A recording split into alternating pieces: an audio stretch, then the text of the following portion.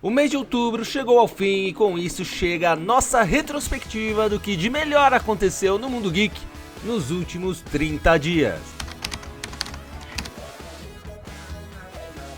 Repetindo a fórmula de sucesso da série, no dia 23 de outubro estreou nos cinemas do Brasil o tão aguardado filme de Chainsaw Man, O Arco da Resi. Em seu lançamento, o filme chegou a registrar 100% de aprovação no Rotten Tomatoes nas suas primeiras dezenas de críticas, um feito que poucos filmes de anime alcançam. A recepção dos fãs foi igualmente entusiástica, com o filme conquistando cerca de 97 a 99% de aprovação do público. O filme foi elogiado por ter uma estrutura de filme de verdade, não apenas episódios conectados, com uma narrativa concisa e um ritmo firme.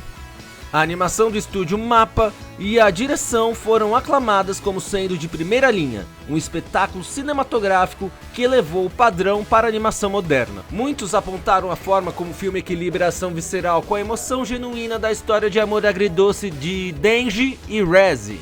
O filme superou grandes produções de Hollywood como a sequência de terror Telefone Preto 2 e a adaptação literária Se Não Fosse Você, provando a força do público otaku nos cinemas ocidentais. Em menos de um mês em cartaz, o filme superou 100 milhões de dólares em arrecadação global, um feito impressionante que o colocou entre as maiores bilheterias de animes do ano. Já no mundo dos filmes de terror, tivemos o lançamento de Invocação do Mal 4, O Último Ritual, onde a franquia se despede dos fãs.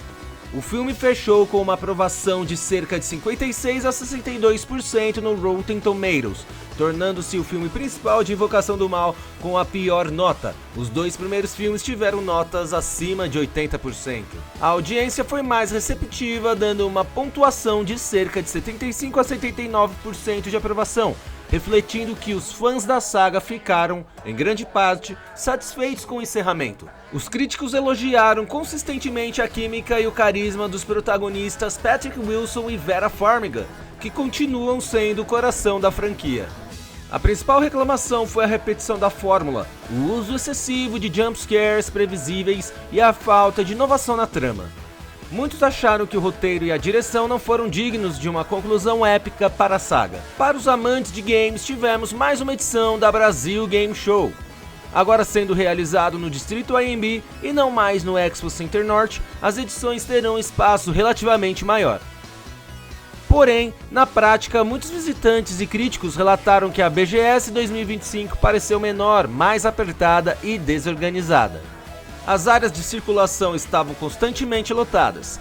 Houve filas intermináveis para jogos, brindes, comida e até para o banheiro. A falta de sinalização clara e problemas de internet foram pontos negativos constantes. O evento teve uma ausência notável de grandes marcas como Xbox e PlayStation, que só teve um stand pequeno para fotos de Ghost of Yotei. Críticos e fãs apontaram que o evento estava fraco de games, especialmente de lançamentos AAA jogáveis.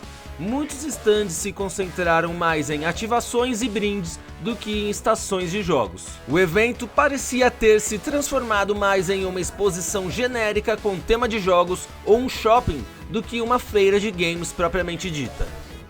A presença de convidados de peso como Hideo Kojima e Naoki Hamaguchi, diretor de Final Fantasy VII Rebirth, foi o grande destaque positivo. Apesar das críticas à estrutura, alguns pontos foram universalmente elogiados.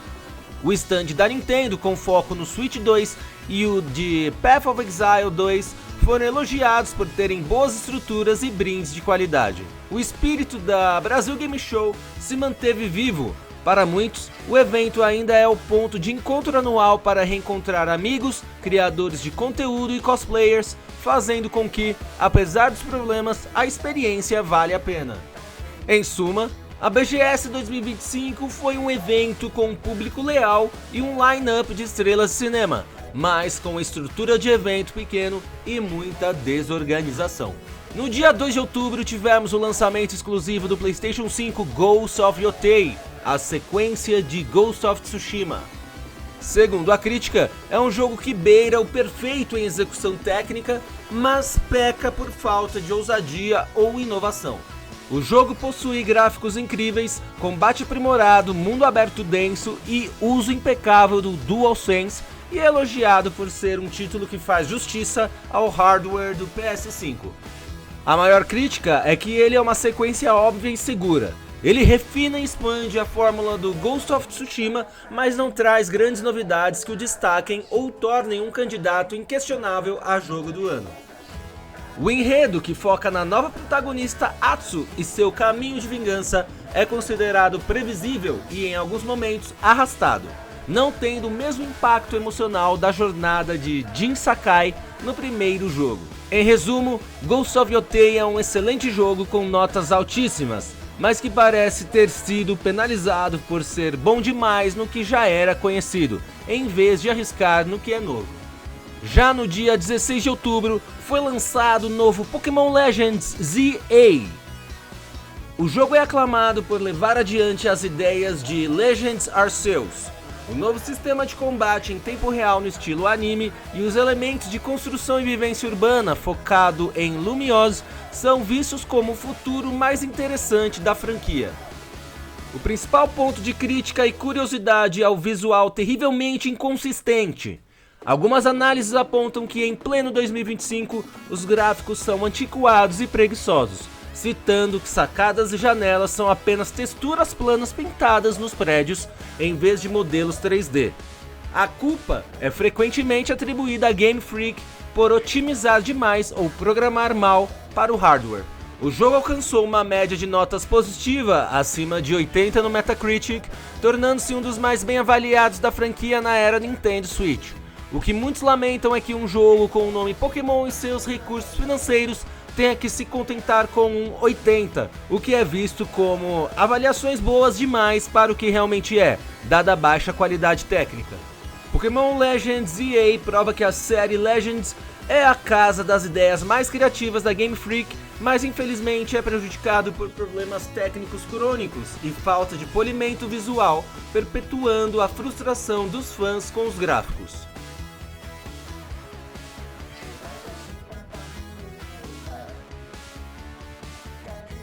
No mundo dos novos lançamentos da temporada de outono dos animes, temos o ponto de destaque, a terceira temporada de One Punch Man. O ponto significativo de toda essa história é a grande disparidade na qualidade da animação em comparação com a primeira temporada, o que gerou uma reação imediata e majoritariamente negativa da crítica e dos fãs. Alguns críticos e fãs foram extremamente duros, classificando a temporada como uma das piores estreias do ano em termos de execução técnica. O estúdio de animação é o mesmo da segunda temporada, JC Staff, que já havia sido criticada na época por não manter o nível do aclamado Madhouse, estúdio da primeira temporada. Mesmo com a longa espera, os problemas parecem ter se intensificado com excesso de still frames, imagens paradas, mesmo em cenas de diálogos simples, episódios iniciais focados em reuniões e diálogos longos da associação de heróis, deixando a ação de lado, sequências de luta quando acontecem com pouca fluidez e impacto visual, perdendo a alma frenética da série. A primeira temporada da Madhouse estabeleceu um padrão de animação de altíssima qualidade, o que tornou o trabalho do JC Staff, que tem um histórico mais voltado para comédia slice of life, um alvo constante de comparação e críticas.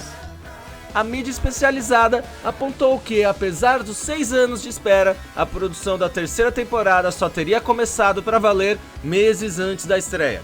Um animador de One Piece até defendeu o estúdio, sugerindo que a culpa recai sobre o comitê de produção, que impôs prazos apertados e um orçamento baixo, forçando o estúdio a sobreviver, entregando um produto de qualidade inferior.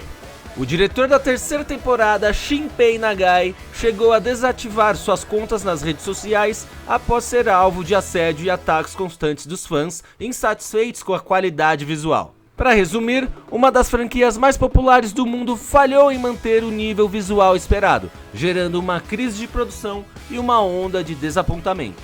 E aí, curtiu nossa análise de outubro? Comente e se inscreva no canal. A gente fica por aqui, um forte abraço, eu fui!